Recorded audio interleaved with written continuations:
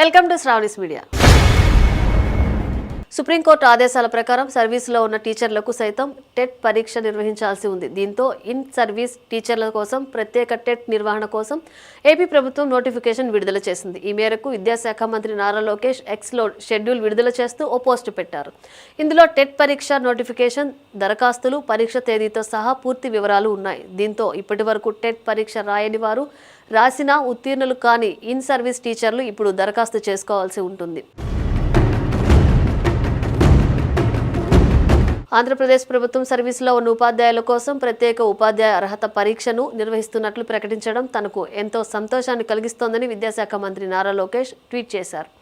అంకిత భావంతో పనిచేస్తున్న మన ఉపాధ్యాయులు టెట్ అర్హతను సాధించి ఆత్మవిశ్వాసంతో తమ వృత్తిపరమైన ప్రయాణాన్ని కొనసాగించడానికి ఇది ఒక గొప్ప అవకాశమని ఆయన తెలిపారు.